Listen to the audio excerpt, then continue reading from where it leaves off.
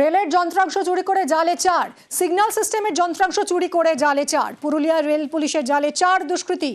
আদ্রার বাগালিয়া ও কুস্তুরের মাঝে চুরি, সিগন্যাল সিস্টেমের যন্ত্রাংশ চুরিতে শেষমেশ ধরপাকড়।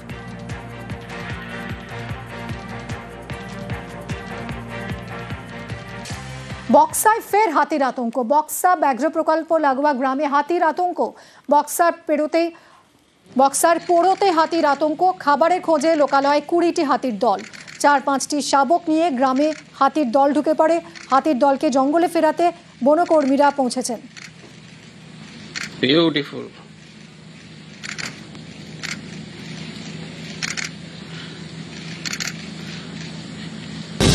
দেখুন, সন্ত্রাসবাদ খতম করতে ভারতীয় সেনার অপারেশন সিঁদুর, আর ভারতের পাশে বিশ্বের বহু দেশ। আর উল্টো দিকে পাকিস্তানের অবস্থা দেখুন, পাকিস্তানে বইছে সরকার বিরোধী হাওয়া। প্রেসিডেন্টের মেয়ের কনভয়েই হামলা, করাচিতে সেনা কনভয়ে বিস্ফোরণ, মৃত অন্তত 32। এর সঙ্গে আবার আছে জঙ্গিহানা।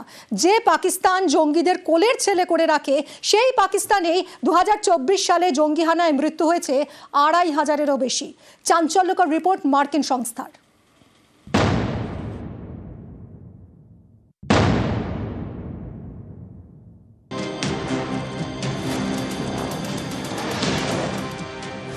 आज हर भारतीय का यही संकल्प है, हमें आतंकवाद को खत्म करना ही है।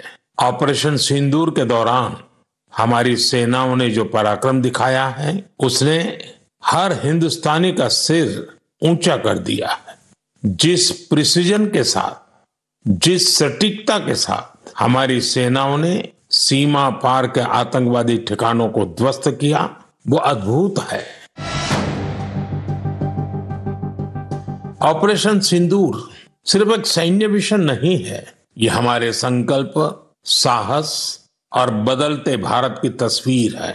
हमारे जवानों ने आतंकी अड्डों को तबाह किया और उसमें शामिल थी भारत में बने हथियारों, उपकरणों और टेक्नोलॉजी की ताकत। उसमें आत्मनिर्भर भारत का संकल्प भी था।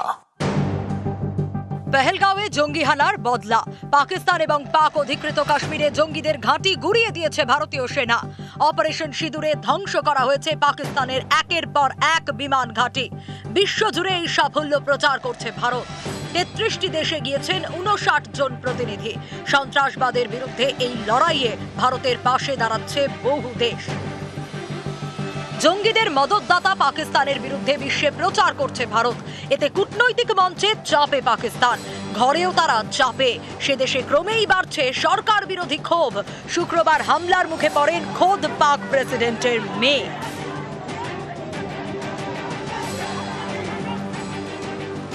পাকিস্তানের প্রেসিডেন্ট আসিফ আলী জরদারি, তার মেয়ে আসিফা ভুট্টো পাকিস্তান পিপলস পার্টির সাংসদ। করাচি থেকে নওয়াবশাহ যাওয়ার পথে তার কনভয়ে লাঠি পাথর নিয়ে হামলা চালানো হয়। সিন্ধু নদের উপর সরকারি প্রকল্পের বিরোধিতায় এই হামলা চালান স্থানীয়রা। করাচিতে পাক সেনার কনভয়ে বিস্ফোরণ, নিহত কমপক্ষে 32, জখম বহু। করাচি কোয়েটা হাইওয়েতে সেনা কনভয় যাওয়ার সময় বিস্ফোরণ ঘটে। পাক সেনাবাহিনীর বাস সহ 3টি গাড়ি উড়ে যায়। এই বাসে সেনা জওয়ানদের পরিবারের সদস্যরা ছিলেন। করাচি বিস্ফোরণের পিছনে কি বালুচ লিবারেশন আর্মির হাত রয়েছে? প্রশ্নটা উঠছে, কারণ শনিবার পাকিস্তানের কালাত এলাকায় সেনা কনভয় বিস্ফোরণে 5 সেনার প্রাণ যায়। এই আইইডি বিস্ফোরণের দায় স্বীকার করে বালুচ লিবারেশন আর্মি। শনিবার ভোরে বালুচিস্তানে এক সাংবাদিককে গুলি করে খুন করা হয়। নিহত সাংবাদিকের নাম লতিফ বালোচ। বিএলএর দাবি, পাক সেনার মদতে সাংবাদিকের বাড়িতে ঢুকে তাকে খুন করে জঙ্গিরা। গত ফেব্রুয়ারিতে এই লতিফ বালোচের 8 আত্মীয়কে সেনা ক্যাম্পে তুলে নিয়ে গিয়ে খুন করা হয়। মাস 3 পরে নিজের বাড়িতেই খুন সাংবাদিক লতিফ বালোচ। জঙ্গি তৈরির কারখানা গড়ে পাকিস্তান, অথচ সেই পাকিস্তানি জঙ্গি হামলা হয়, বহু প্রাণ যায়, তবু পাকিস্তান শিক্ষা নেয় না। আমেরিকার গোয়েন্দা সংস্থার রিপোর্ট অনুযায়ী 2024 সালে জঙ্গি হানায় পাকিস্তানে মৃতের সংখ্যা 2500-এর বেশি। 7 জন চীনা নাগরিকও প্রাণ হারান। চীনের সঙ্গে বরাবরই পাকিস্তানের সুসম্পর্ক। চীনা অস্ত্রের ভরসায় যুদ্ধজিগির তোলে পাকিস্তান। মার্কিন গোয়েন্দা সংস্থার রিপোর্টে বলা হয়েছে, প্রতি বছর যৌথ মহড়া করে চীন এবং পাক সেনা। গত বছরের নভেম্বরে দুই দেশের বায়ুসেনাও যৌথ মহড়া করে। এত কিছুর পরেও ভারতের কাছে বারবার ধাক্কা খেয়েছে পাকিস্তান। আমেরিকার গোয়েন্দা সংস্থার রিপোর্ট বলছে, সামরিক ক্ষেত্রে বিশেষ নজর দিচ্ছে পাকিস্তান, প্রচুর খরচ করছে, পরমাণু অস্ত্রকে আরো আধুনিক করায় জোর দিচ্ছে। এসব করে অবশ্য বিশেষ লাভ নেই। ভারত এবার ভালো মতো বুঝিয়ে দিয়েছে, ফের জঙ্গি হানা হলে আবারও কড়া জবাব পাবে পাকিস্তান।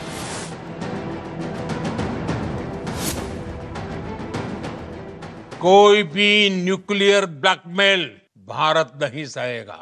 न्यूक्लियर ब्लैकमेल की आड़ में पनप रहे आतंकी ठिकानों पर भारत सटीक और निर्णायक प्रहार करेगा। নিউজ 18 বাংলা।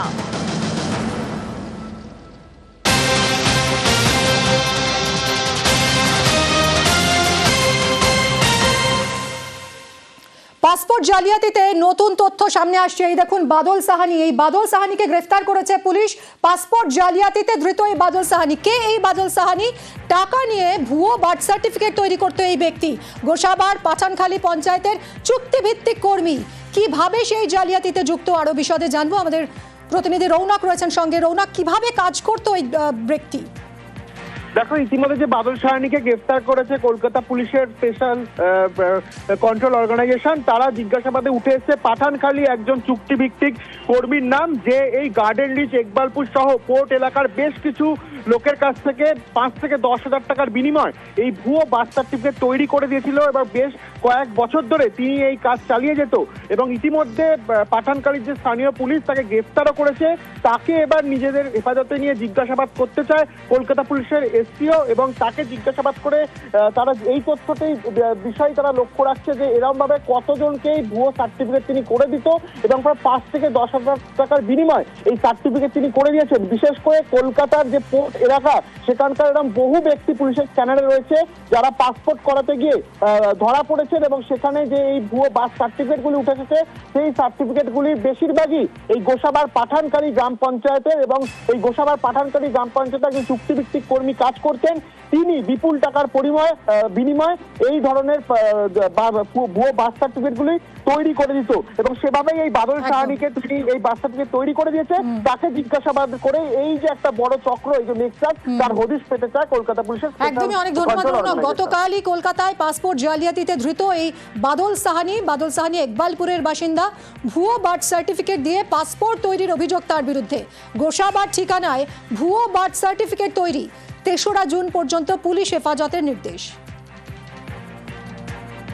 নিউজ 18 বাংলায় আমরা আপনাদের দেখিয়েছি এমন অনেক পরিবার রয়েছে যারা বাংলার বাড়ি প্রকল্পের প্রথম কিস্তির টাকা পেয়েছেন, কিন্তু তাও বাড়ি তৈরির কাজ শুরু করতে পারেননি নানা রকম সমস্যায়।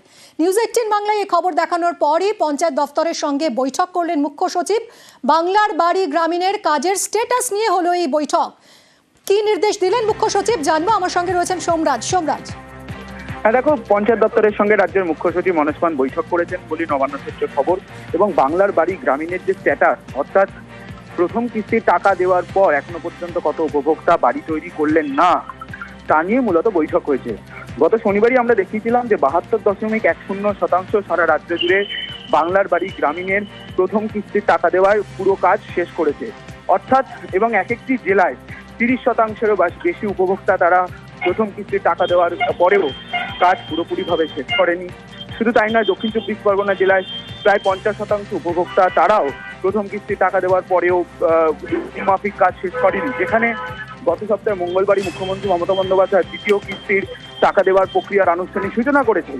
আর এই জায়গা থেকেই মুখ্য সচিব মনোজ পান রাজ্যের পঞ্চায়েত দপ্তরকে স্পষ্ট নির্দেশ দিয়েছে যে শুধুমাত্র ডেটা তৈরি করলেই হবে না, টাকা পেয়েও যারা বাড়ি তৈরির কাজ করছেন না সেই সব উপভোক্তাদের বাড়ি বাড়িতে গিয়ে উৎসাহ দিতে হবে, তাদের চিহ্নিত করতে হবে।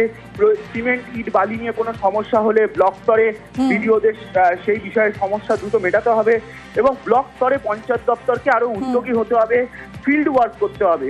অর্থাৎ কেন তারা বাড়ি তৈরি করছেন না টাকা পেয়েও, সেই কারণ খুঁজে বের করতে হবে এবং কারণ খুঁজে বের করে প্রয়োজনীয় পদক্ষেপ নিতে হবে। ইতিমধ্যেই এই নির্দেশ রাজ্যের মুখ্য সচিব মনোজ পান দিয়েছেন। ধন্যবাদ সোমরাজ।